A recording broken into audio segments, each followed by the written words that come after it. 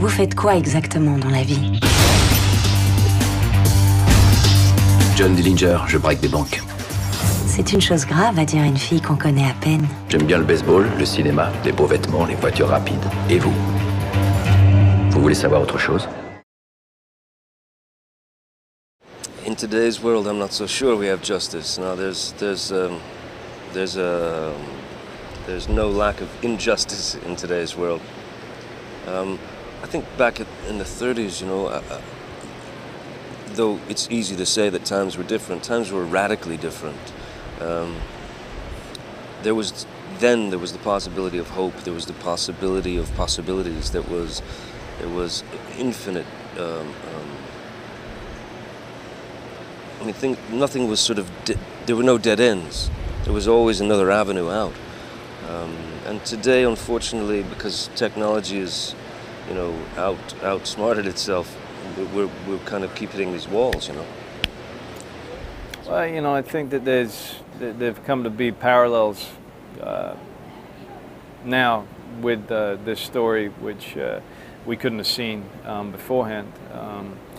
You know, the fact that you know, the Dust Bowl, the great poverty, so many people losing their homes, losing their livelihoods in the recession, the notion of you know, the fat cat bankers taking care of themselves and screwing over the common man, and welfare for the rich. It's things that we're reading about in the newspapers every day nowadays.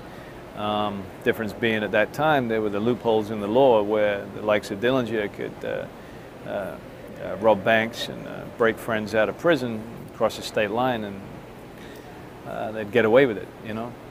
Those loopholes have been closed, but it's why he was such a charming man at the time, you know. So many people who kind of looked at him and wished that they could do the same, you know, take it back for themselves. So I think that's why, you know, despite the fact that he associated with characters such as Babyface Nelson, who would, you know, he was an interesting character, like good family man, but crazy, and killed many innocent people, and ultimately, you know, should have been despised.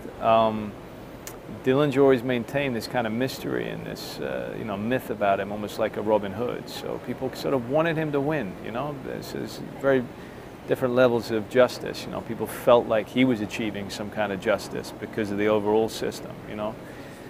Whether that's, you know, true or not. La seule fois où tu sortiras de cette cellule, ce sera le jour de ton exécution. Ben, c'est ce qu'on verra.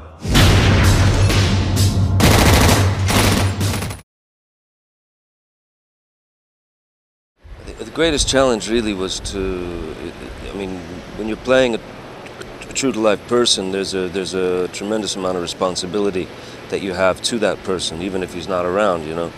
His shadow's here and his spirit is here or whatever, you know. So I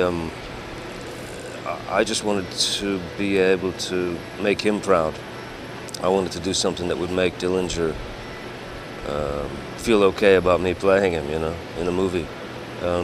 That was my greatest challenge. Yeah, you know, it's, because I'm clearly a supporting role in this movie. I'm very happy to be so.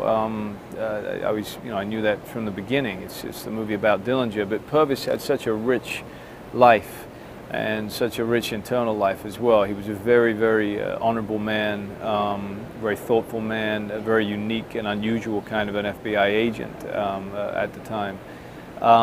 Somebody who achieved great success at a very, very early age. He remains to this day to be the most successful FBI agent at taking down public enemies ever. But somebody who had a great belief in his mentor, J. Edgar Hoover, and then a great disillusionment with what Hoover was demanding of him, that he felt he was compromising their value systems in order to achieve short-term success. So, you know, the challenge was to be able to show that internal turmoil in a very short amount of time.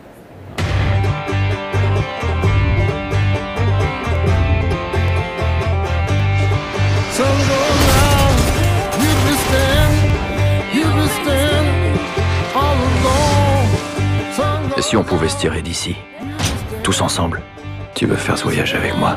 Oui, je veux faire ce voyage avec toi.